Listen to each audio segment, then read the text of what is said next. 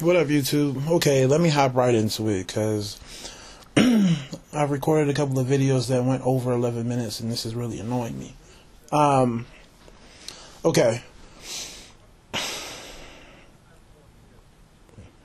Black men in jail. Black men who are underqualified, so the dudes who are just struggling to maybe get a GED or get their hat into, the game in regards to working America, right? They're just trying to get into working America on the lower end. The women will talk about how because there's so many black men that fall into that grouping, they have limited options. The whole ABC special, right, was centered around the whole idea of the men being in jail or the men not having high school diplomas, so, they can't get any sort of decent work. Okay? Is that probably the problem? Of course it is. No one, I don't think anybody in their right mind would say, oh, that has nothing to do with your problem. No one's ever saying that. But it doesn't explain everything. The women want to take a solution that maybe answers 10% of the problem and act as if it solves 100% of the problem. No. Right? What you say is correct. Right? And if we fix that, right, if brothers were staying out of jail and getting their education, it would still only fix, maybe 10% of the problem. So we still have 80% that's an issue. And that very ABC special proves what we're trying to say. It proves it. The women want to act as if it's support for them, but in reality, it's support for us, the first girl. And this is inspired by a comment that Mr. Shane Vicious, he left a comment on You Heard Me First Time's video about Tariq and his breakdown of that. Is the very same ABC special, and he talked about how the first girl, who was the lawyer or whatnot, was also a cheerleader, and how she had access to the players, the agents, the sports reporters, the personnel, that the people that run the team, the dudes in the corporate skybox that come to the games, and even then, to take it further, the fact that she's a cheerleader, she probably has access to certain clubs and just certain closed parties that most people can't get into. So, if she was just maybe the lawyer or whatnot, I can understand her problem, but you're a cheerleader. You have access to successful men, right? It is what it is. So why are you acting as if your problem is black men being in jail or black men being underqualified? That's not your problem. Really, it's not your problem. You're around these men. Most women will say, I'm not around these men. But, aren't you around them? Right? She's probably a black woman on an island in regards to her problem. Most black women are like, damn, at least you're around brothers or just men with money or men who are successful. Right? Most women are complaining about not having that, but she's in that world. You're a cheerleader. Right? What rich man doesn't want the cheerleader? Isn't every rich man supposed to have the fantasies of getting the hot cheerleader? Right? So why aren't you being chosen? Your issue is something different. Not to say that it's all about, it's not to say that the fact that you're not with anybody is because of you. No one is saying that. But what I'm trying to say is stop acting as if your problem is numbers. Don't put yourself on a special and act as if the men being in jail and the men not being qualified answers your problem, because it doesn't. You have a whole set of problems, or a different set, not related to that. So focus on that part of it. Right? Don't hold on to that one because it's an easy stat and it low-key puts black men down and it boosts your ego. Right? The women love running to it because that's what it does. You can like it, you can hate it or love it, but it is what it is. Right? It's an ego booster. It's just like when girls, try to sympathize with each other. Oh, you didn't need him anyway, girl. You're better than that. He ain't doing shit. It's one of those things where it's just like, it makes you feel good. It's as simple as that. So your problem is something different, but you run to that, right? Even though it doesn't explain your reality. And once again, it supports our point that it's more than just a numbers game. Second, you have the payroll specialist, okay? And once again, I'm not getting on her, but she put herself out there. She chose to be on the special, so she's opening up herself for the critique. It's as simple as that. The men that she wants are going to critique her. It's as simple as that. She went on national TV.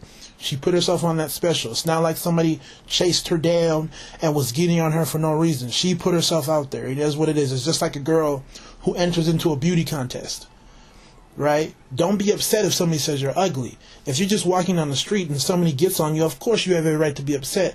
But you put yourself in a beauty contest, so deal with the critiques.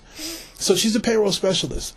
If she was working in Southern Cali, I don't know how much the position pays, pays in other places. But in Cali, she would be making anywhere from $24 to $36, based off of what I've seen, $24,000 to $36,000 a year. Okay, so the whole idea of men not on her level is really hard to believe for her situation. The whole idea of the men being in jail, the whole idea of the men not having the qualifications, pretty much there's not enough professional black men, is really hard to explain her situation. I know barbers who make $60,000, $70,000 a year. The one that's not even the owners, the ones that grind, the ones that are 24/7, right? The ones that cut hair around the clock, holidays, weekends. You have an emergency, he'll be there, right? They can make anywhere from $70 a year. Easy. My blue collar cats, working for FedEx or UPS or whatnot, they're making $48, $50. Right? I got friends who, deliver beer, in those, Coors Light trucks and those the sodas and the Coca-Cola, Pepsi trucks that you see driving down, and, they're going to the 7-Elevens and the different places dropping off cans. I know some of them cats making $50 if you include overtime. So the whole idea of her not having men that are on her level financially is complete bullshit. This is not even white collar now, right?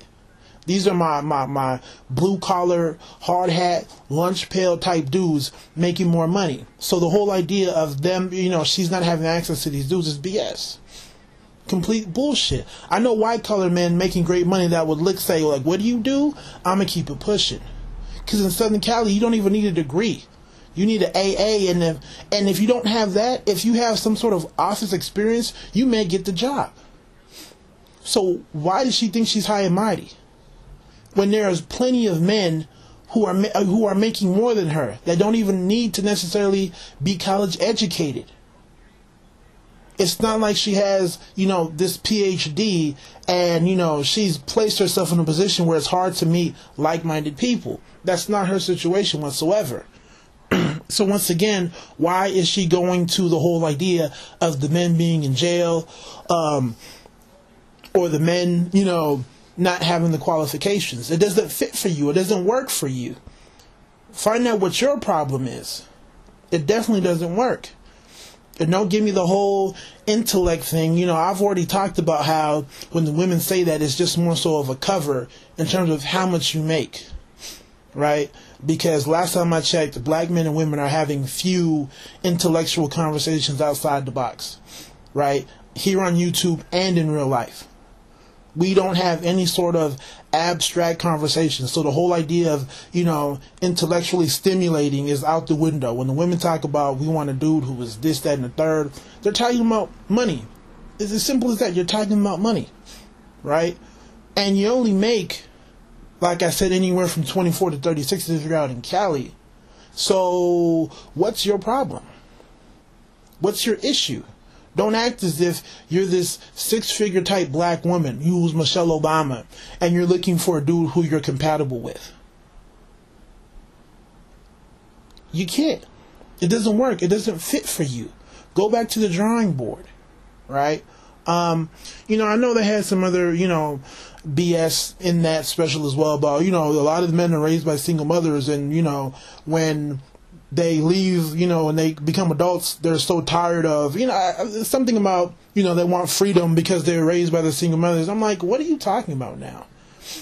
That's a stretch, right? I don't even know if it was in that video. I think it was another one that I saw where they tried to use the whole idea of black men being raised by single mothers as a result of them not seeking relationships, when a lot of the black men that make it are the ones that come from two-parent households. But I don't even think it was in the ABC special. I think it was in a different special, so I apologize for that one. But like I said before, in the ABC special, they wanted to connect all of the women's issues to the whole idea of the men being in jail, and pretty much the men, you know, not having high school diplomas. And I'm like, for at least, I don't remember the other stories, but I remember those two because they stick out the most for me. Out of those two girls, they shouldn't even been on the special to begin with, right? They shouldn't have. Their issues had nothing to do with the stats that they were putting up. It had absolutely nothing to do with it.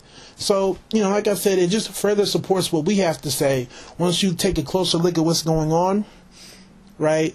You know, I don't want to say it's a point for us, but it's just more evidence to, you know, support what we're trying to say. So y'all take it easy. Tell me how you feel. God bless.